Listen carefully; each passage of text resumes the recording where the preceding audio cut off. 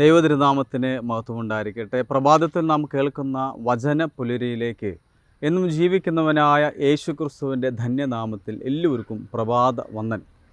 പ്രിയമുള്ളവരെ, നമ്മുടെ ജീവിതത്തിൽ പലപ്പോഴും ദൈവത്തോട് നമ്മൾ ഒത്തിരി കാര്യങ്ങൾ ചോദിക്കുന്നവരാണ്. ഒത്തിരി അപേക്ഷകൾ, ഒത്തിരി സമർപ്പണങ്ങളും പിന്നെ നേർച്ചകളും ആവശ്യങ്ങളും ഒക്കെ നമ്മൾ ദൈവത്തിന് മുമ്പിൽ കൊടുക്കാറുണ്ട്. അപ്പോൾ ദൈവം നമുക്ക് ഇന്ന് അതിന് ഉത്തരം തരാറുണ്ട്. ചിലതെല്ലാം സാധിച്ചു കിട്ടുന്നു, ചില സമയങ്ങൾ ചിലപ്പോൾ ഒക്കെയും അതിന് ഡിലേ വരുന്നു. നമ്മൾ അതിൻ്റെ പേരിൽ ഒത്തിരി വിഷമങ്ങളും വേദനകളൊക്കെ ആയിട്ട് നമ്മൾ നടന്നു പോകാറുണ്ട്. എന്നാൽ ഇവിടെ മത്തായിയുടെ സുവിശേഷം 20-ാം അധ്യായം അതിൻ്റെ 32 33 വാക്യങ്ങളിൽ യേശു നിന്നു അവരെ വിളിച്ചു.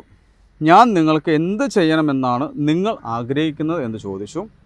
ഞങ്ങളുടെ കർത്താവേ, ഞങ്ങളുടെ കണ്ണുകൾ തുറക്കപ്പെടണമേ എന്ന് അവർ പറഞ്ഞു. ഇത് രണ്ട് അന്ധന്മാരായ വ്യക്തികൾ യേശുക്രിസ്തു യെരൂശലേമിൽ കൂടെ നടന്നു പോകുമ്പോൾ അവർ വിളിച്ചു പറയും, ദാവീദ് പുത്ര, ഞങ്ങളോട് കരുണ തോന്നണമെന്ന് മനസ്സലിവനെന്നൊക്കെ അവർ വിളിച്ചു പറയും. ഉച്ചത്തെ വിളിച്ചു പറയും, പുരുഷാരെ വിലക്കും, വീണ്ടും ഉച്ചത്തെ വിളിക്കും. അപ്പോൾ ദൈവം ചോദിക്കും, ഞാൻ എന്ത് ചെയ്യണമെന്നാണ് നിങ്ങൾ ആഗ്രഹം? അവർ ചോദിച്ച ഒരു കാര്യമുള്ളൂ, എന്താണെന്നറിയോ? ഞങ്ങളുടെ കണ്ണുകൾ തുറക്കപ്പെടണം എന്ന് വെച്ചാൽ എന്താ? അതാണ് ഇന്ന് ആവശ്യം. ഇന്നത്തെ ആവശ്യം, അവൻ അന്ധനാണ്, അവൻ്റെ കണ്ണുകൾ തുറക്കണം. അവൻ്റെ ഒറ്റ ആവശ്യം അതേ ഉള്ളൂ.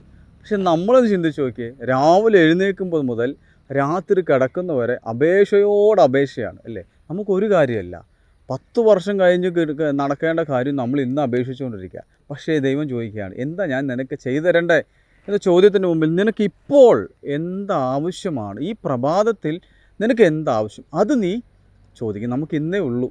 ഇന്ന് എനിക്ക് എന്താണ് ആവശ്യം?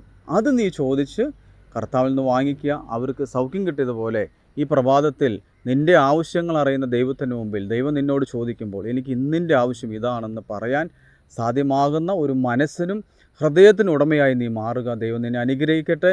പിതാവാം ദൈവത്തിൻ്റെ സ്നേഹവും ഏകജാതനായ പുത്രൻ്റെ കൃപയും പരിശുദ്ധ റൂഹായുടെ സംബന്ധവും ആവാസം എല്ലാവരുടെ മേലും എന്നേക്കും ഉണ്ടായിരിക്കട്ടെ. ആമീൻ.